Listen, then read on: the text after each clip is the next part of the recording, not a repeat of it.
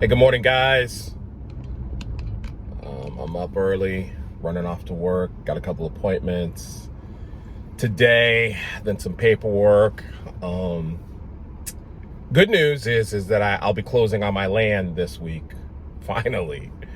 And then hopefully soon we'll be able to start building our house. And so I'm excited about that. Book 2 to the series of the Apocalypse Reckoning series will be coming out very shortly. I'm just fine-tuning the book cover. And I'm working with Alana McCoy, who runs Territory Incorporated. She is a social media guru that's going to be heading up my advertising campaign. And so I'm extremely excited about that, to get my book out there. So I've got a lot of things coming up. I finished the new book trailer for book 2. It is phenomenal. You guys got to catch it. I'll be dropping that probably this week. A lot of very, very cool things that are happening. And through it all, I've got to battle the voices in my head, you know. And it's funny. I did a TikTok video on the voices in my head, and it got like 500 views in like the first 24 hours, you know. So I guess people love hearing about, you know, schizophrenia or mental health or whatever. And it's not even that serious. Well, maybe it is. I don't know. But even with everything that I do, people think that I have just, you know, stainless steel confidence and faith. And I am plagued with doubts and regrets every day. The voices in my head are all negative and impulsive, and well, some of them are sarcastic, but I think that's me. But they're all telling me you can't do it. They're all telling me to settle for less. They're all telling me that I'm just a big fat loser that's never going to lose all the weight he wants to do, that's always going to be unhealthy, that's never going to be able to take care of his family, that's never going to be a successful writer, that is going to fail in all categories. I'm just going to fail. I deal with that every day. Every day. That's why I got to crack out my Bible and listen to different speakers and do my morning meditations and hang out with positive people to feed the positive part of me, the holy part of me, the anointed part of me, the part of me that God has put in me to overcome. It's not natural. Naturally, I'm attuned to negativity. I'm attuned to quitting. I'm attuned to giving up when it gets hard. And I think our society is like that. We do not swim upstream. We go with the flow. We follow the culture. We submit to the pressure in every area of our society today. And it's scary. It's scary how easily we do that. How easily we silence ourselves to the negativity of the world. But I think we do that because it reflects and agrees with the negativity we have inside of us.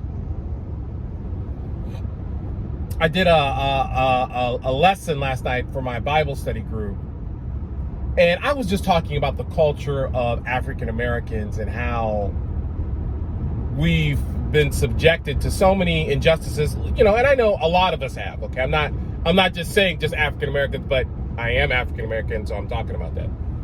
You know, and the fact that those injustices have not strengthened us. You know, the saying, what doesn't kill me makes me stronger. That's not always the case. Sometimes what doesn't kill us leaves permanent psychological damage to where we believe we are less than who we were designed to be, to where we own our trauma and let it identify us, creating our own state of failure because we've encountered so many failures in the past. And we start to believe that. We start to believe because this, that, and the other has happened to us in the past.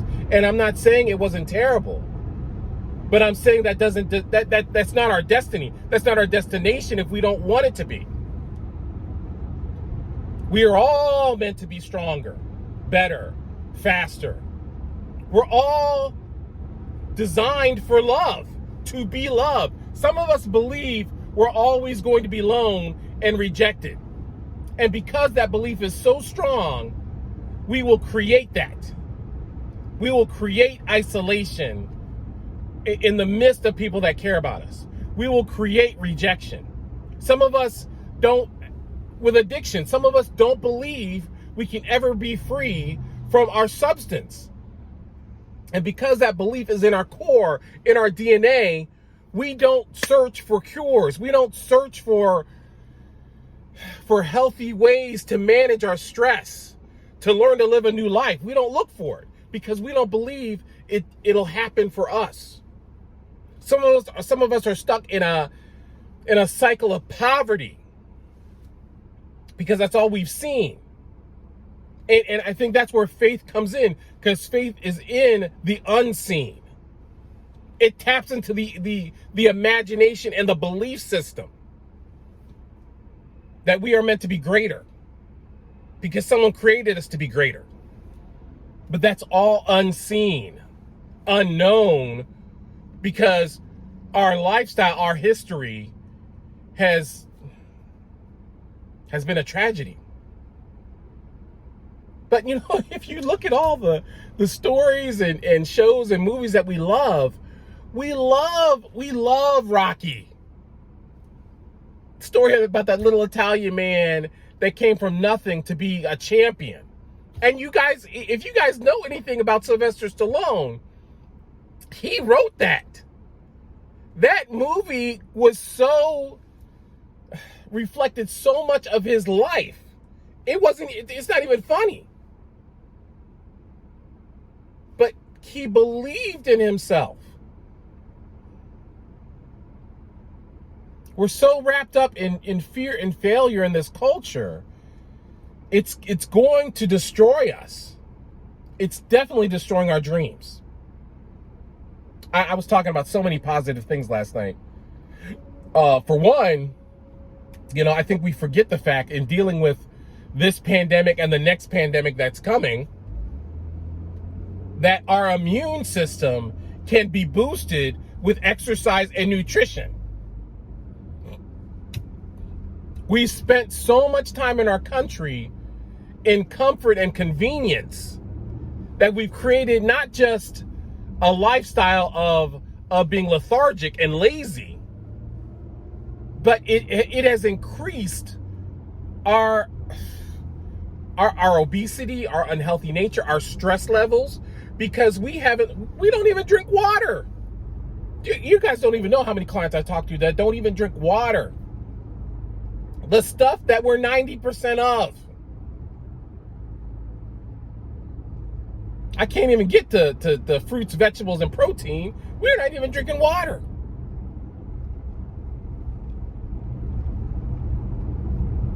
And then we wonder why we're so susceptible to stress, to inflammation, to sickness. Because we're physically sick. And we've made it the norm. It is the norm in our society to live off medication. I'm not dogging medication. I'm saying that the healthier you are, the less you're going to need to be on medication. Period. I mean, we all know that, but it becomes some elusive myth because we've settled for cellulite. We've settled for being sick. Not just in our bodies, but in our relationships, in our attitude toward ourselves. Like when I'm talking to you guys about the voices I battle every day, those voices all want me to settle in to be in the failure. They all want me to stop trying. They all want me to stop fighting. They all want me to stop striving. I mean, I've started this CrossFit class. I've been going Wednesday and Saturday, along with my boxing. And I tried to go Monday morning at 5:30, and I failed. You know, the voices in my head were just like, sleep in, you're tired. It had all these excuses, and I gave into it. But I got up to go to the 8:15 cycling class with Maria. I said, well, you know, I'm doing something. You know, I'm not just going to lay here. I'm going to adjust. And some of us, because we're so used to quitting and dropping out of the game after the first setback, that we don't make adjustments to still overcome.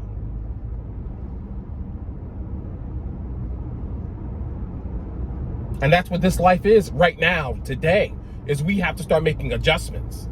We got to start making adjustments internally. If we want to ever be able to handle the adjustments we got to make externally in the world around us. I've got to act. I've got to start moving this mind in a different direction so my body will follow.